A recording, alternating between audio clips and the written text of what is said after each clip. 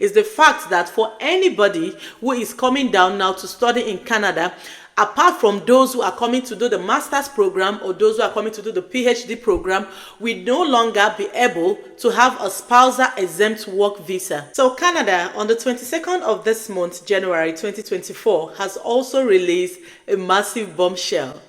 Yes. Now, this bombshell is mostly in regards to those who were hoping to migrate to Canada through the student route. If you know anybody who is planning to migrate to Canada through the student route, or who was hoping to, or you know somebody, or you are in the process of doing it, you really need to watch this video, because in this video I'll be telling you all about the new laws that have been made, when these laws will be coming into effect, and what you need to know if you're planning to migrate to Canada, as well as what your plans, I think, should be going forward. So even if it's not you, you know anybody in this position, you might want to share this video to them, just so they are aware and they are able to start making alternative arrangements and alternative preparations to avoid, being caught up with all the happenings right now. These days, there seem to be so many changes to immigration from the UK, Australia, Canada, Things are just not the way they used to be anymore, especially as regards the student route. I guess because the student route seems to be like most common route people would use to migrate to other countries. Like we already know what happened with the UK, where students are no longer allowed to bring in dependents since January. And Australia has also made their own laws a while ago. Now Canada has also joined the queue. Okay, so first of all, towards the end of last year, Canada already made a law where they changed like the fund you're supposed to have from the 10,000 to around 20,000 Canadian dollars. Difficult for migrants who were hoping to go back to study. Wait till you watch to the end of this video. I don't think you'll be smiling after watching it.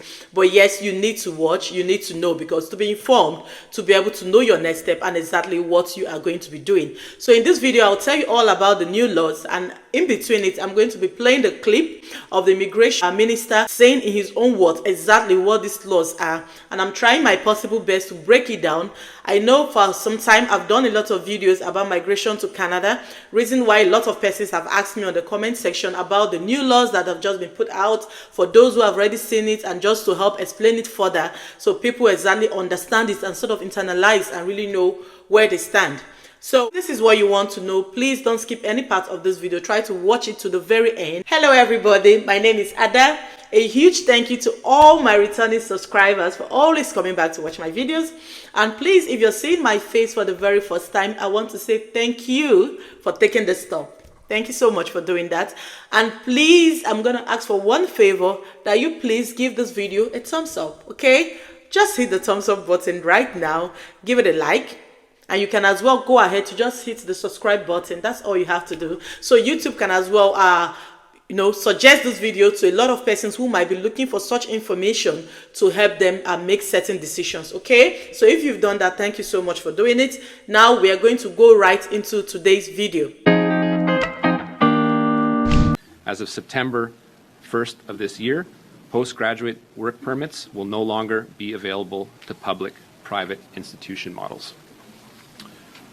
Thirdly, in the coming weeks, we will be announcing that open work permits will only be allowed and be available to spouses of international students enrolled in master's and doctoral programs, as well as professional programs such as medicine and law. Spouses of international students enrolled in other levels of study, including undergraduate and college programs, will no longer be eligible. To be clear, the cap will not apply to applicants within Canada looking to extend their studies, as it wouldn't be fair to prevent someone from finishing the program, nor will the cap have an effect on study permit holders currently in Canada. These temporary measures will be in place for 2 years, and the number of new study permit applications that will be accepted in 2025 will be reassessed at the end of this year. So that's just like a brief clip of the new immigration changes. I'm going to try my best now to explain them to you, taking them from the top to the very last. Now, the first change says there's going to be like a 2-year cap in the immigration or the number of student permits that is going to be given out starting from September 2024. So starting from September this year, that's the present admission which is ongoing now, there is going to be like a 2-year cap in the number of students that will be given study permits. Now bear in mind that this is mostly for people who are coming to Canada to study in colleges. Okay, so that's where people are getting it mixed up. This does not affect anybody coming to Canada to do a master's program. It does not affect anybody coming to Canada to do a PhD. Okay, but it affects those who are coming to Canada to study in colleges. We know that a lot of persons who come to study in Canada, most of them come to attend colleges, especially the private colleges that are sort of affiliated with that of the government. So those are the people that this is going to be affected mostly. It does not affect those who are coming as elementary school. It does not affect those in the master's category. It does not affect those in the PhD category, okay? So there's going to be a 2-year cap. And the aim of this 2-year cap is to cut down the number of study permits that has been issued to immigrants coming to study in Canada by about 35%. Now, what this simply means is that Canada is only willing to welcome about 364,000 applicants by September 2024 to come into Canada to study. Yes, 364,000 applicants. Now, the minister have also made it very, very clear that this number is going to be equitably distributed based on the provinces and the population in every province. Yes, so based on the population in every province, you'll be told how many the number of students you're allowed to welcome into your province to come and study. So this, like I said, is going to be distributed based on the number of province. So let's say the big province, British Columbia, would definitely have like a higher quota as compared to smaller provinces. Okay, so if you're still looking to apply to go and study in colleges, bear this in mind. You kind of go to the provinces that will have a higher percentage, or do you want to go with the ones that will have a smaller percentage? Bear in mind also that a lot of persons will also be having the same thought in your mind while you are doing this application. That is mostly what the first law is all about. Now, this quota will be when it's distributed, it will be allocated to each province. Now it's up to the province to now distribute it and allocate it school per school. Okay, so it will also be distributed and then allocated to the schools. So probably the schools will have, like, maybe each school might be having just maybe 10 applicants, and another school might have the ability to give out 20 applicants. It's all going to be distributed based on the population. Okay, so that is what the first law is talking about. And then the second one, which is also a bit similar to what we already had in the UK, is the fact that for anybody who is coming down now to study in Canada, apart from those who are coming to do the master's program or those who are coming to do the PhD program, we no longer be able to have a spousal exempt work visa.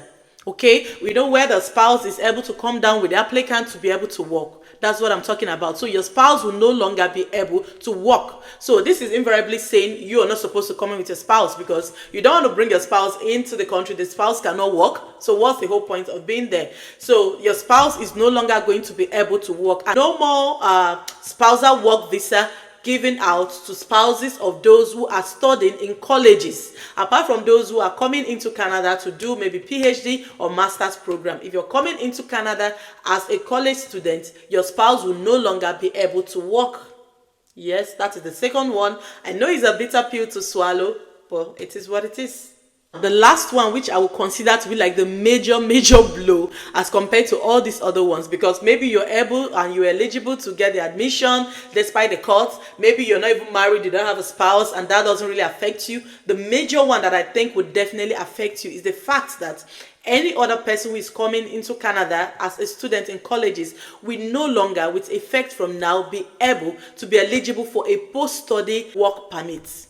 Yes. Now, this is the one that is like a major blow, because Canada is definitely known for being able to issue out a post-study work permit, which is like the attractive thing about Canada when people want to go to Canada to study. Because when at the point where you're done studying, you'll be able to get this work permit and you can secure yourself a job and eventually apply for a permanent residency and remain in Canada. So if this exact part has been taken away from you, then I don't know the whole point anymore, because it simply means that at the end of your study, you are expected to go back to your country. Okay, so but bear in mind that this is also for those who are coming in as college students, especially those colleges that are private owned, those colleges that are simply affiliated sort of with government colleges. And the reason why Canada has made this difficult decision is because they seem to have realized that these colleges are sort of extorting international students. Like the number of applicants they are accepting every year, it's mind-blowing, and the number of the population increase as a result of people coming into Canada through these colleges, it's more than what they expected or what they're anticipating for. So that is why they are putting this cap.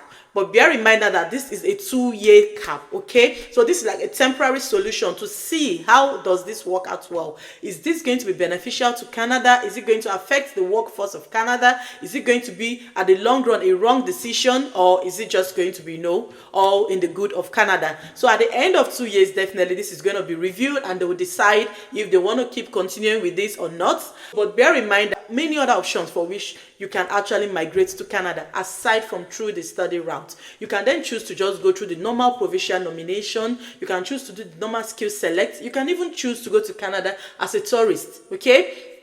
Bear in mind that now it is legal for a tourist to actually search for a job in Canada, okay? While your tourist visa is still valid, you can search for a job. And if you're lucky enough or you're skilled enough or you're, you have the kind of things they are looking for and you're able to secure a job, you will be able to secure yourself a visa. So this is another route I think you might want to explore if you were hoping to go to Canada and this law has just turned everything upside down for you. Maybe, just maybe, you might want to explore the tourist route and see how that works out, or maybe the normal skill select route and see how that works out. Now a lot of provinces are still releasing occupations and jobs vacancies, but these ways you are coming directly, so look out for also the job vacancies. I've made videos on so many of those provinces releasing job vacancies and also looking for people, but not through the college route, because Canada feels that the number of persons coming through the college is sort of reducing the quality of these colleges, is making it look like lose its quality or lose its reputation. So maybe you can come into Canada with any other means,